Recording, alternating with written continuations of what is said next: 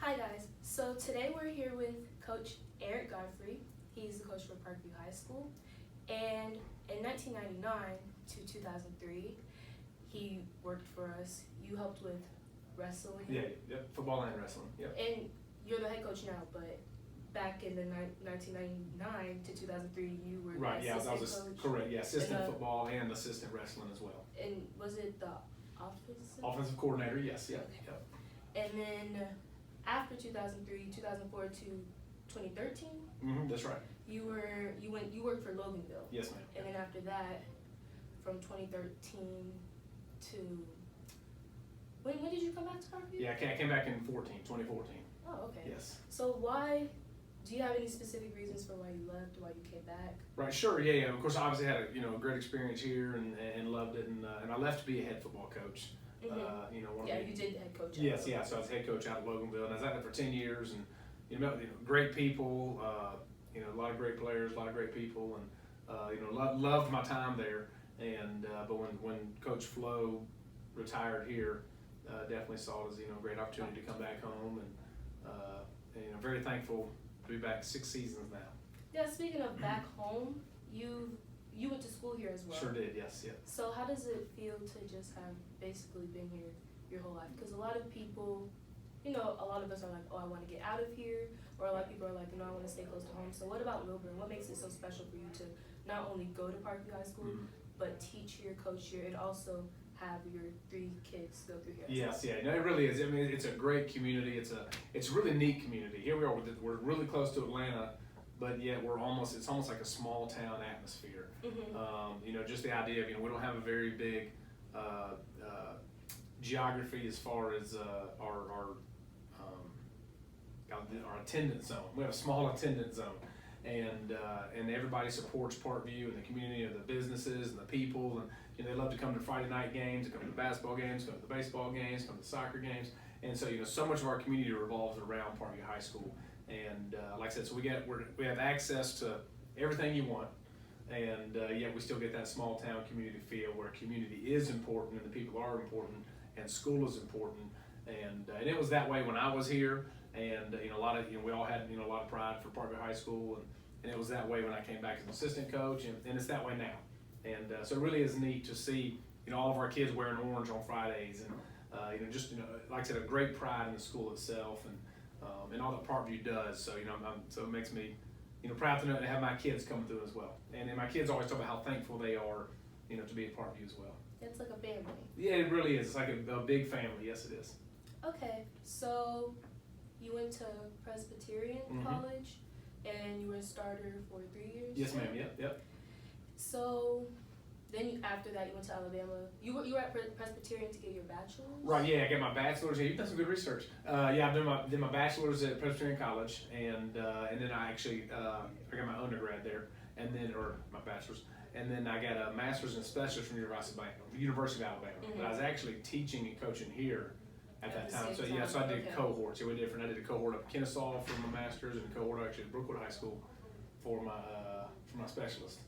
And so then that was great too, because you get to meet different people and different teachers and coaches from around the area. Yeah, just yes. wide connection. Yep. Okay, that's good to know.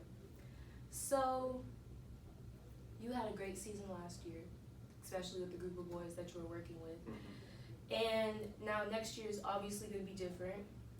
New region. There's no more Norcross, because I know Parkview and Norcross, they're like the top 2 in the region, and that was a really tough, interesting game. Yes, that was a really interesting game.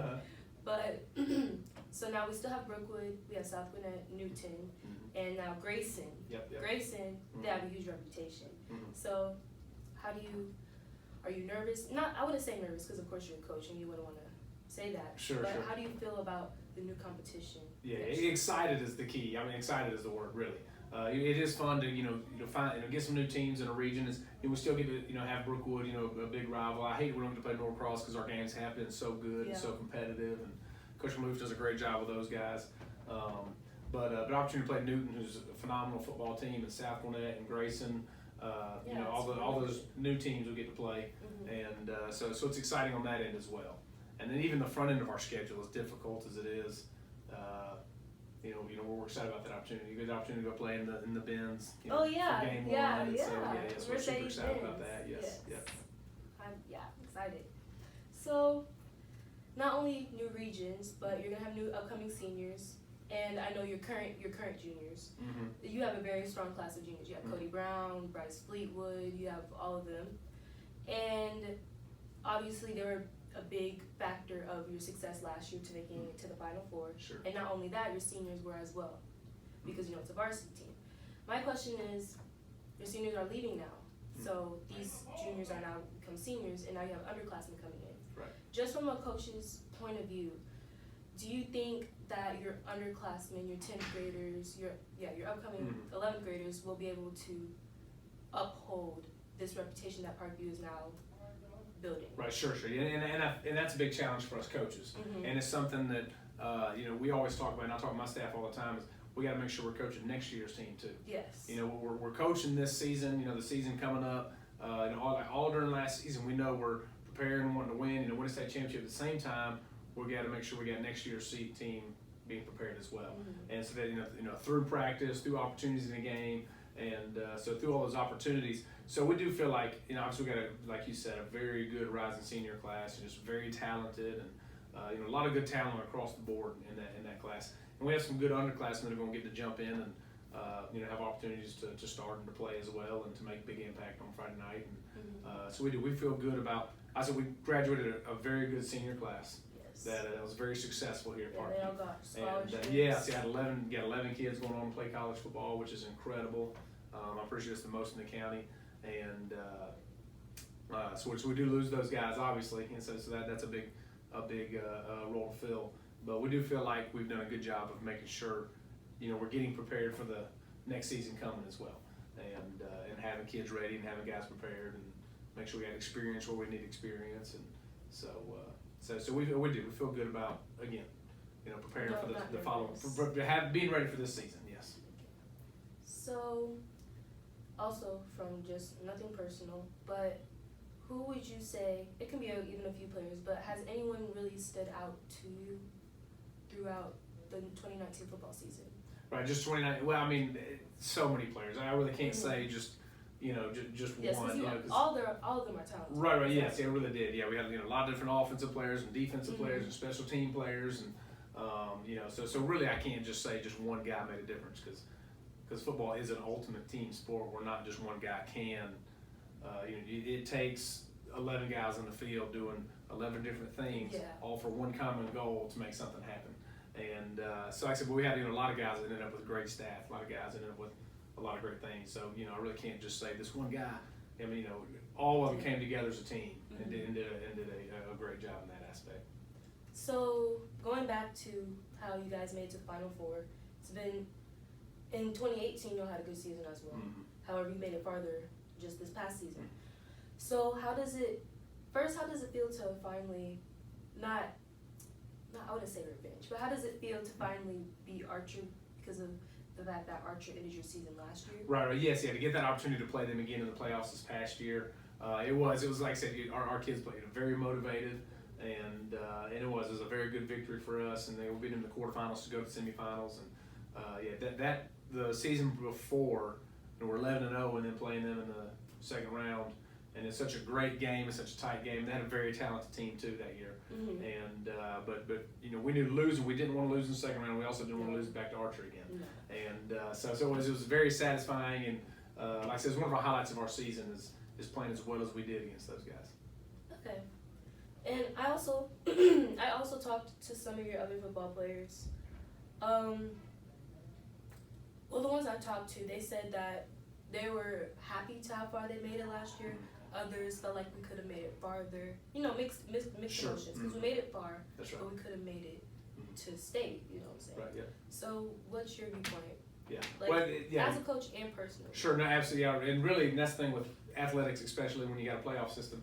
There's only one team that's fully happy at the end of the season. Mm-hmm. And so one out of our 60 in our class 7A, they get to end up saying that they're fully satisfied. And then we were on the right there on the verge, and had opportunity at the very end of the game. And But so it was. You know, anytime you lose, whether it's in the Final Four or if you don't even make the playoffs, and it's game 10. You know, it hurts, and you want to do better, and you want to excel. And even when you win, you know, I get to be a part of 3 state championships here. Even when you win state, you still want to excel and improve and be even better the following season. So, so there's always that coach's mentality. We always want to improve, always get better, and but always happy and excited for our kids. Like our kids, the experience our kids had last season and the season before, so incredible stuff. They'll talk about for the rest of their lives, and most kids don't get that opportunity, and our kids at Parkview do get that opportunity. So, like we said earlier, you've coached, you played at Presbyterian, so you've gotten the point of view on the field and also off the field.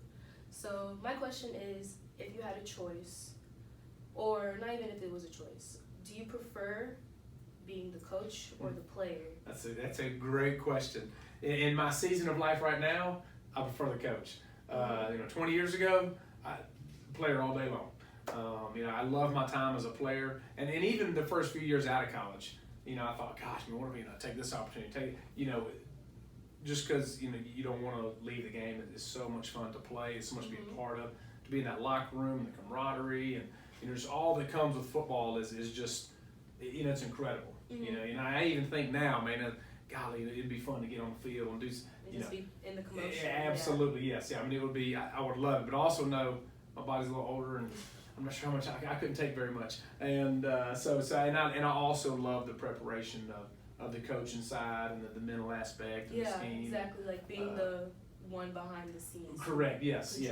So I've really embraced and have fallen in love with this spot as well this season of life. So at this point in the season of my life, coach. Like I said, you asked me earlier, a different season of life, no doubt player. And if I felt like if I had the energy, if I had an 18-year-old still body, man, shoot, get me on the field. I'll be Tom Brady, who's my age and playing football. And I would rather be Tom Brady than do what I do, but I love what I do. Love it. That's good. Coach who loves what they do. What would be the funniest? Do you have any funniest moments, maybe with the kids, with you and the coaches? Oh gosh, I would have to. There's so many different moments, and really I can't.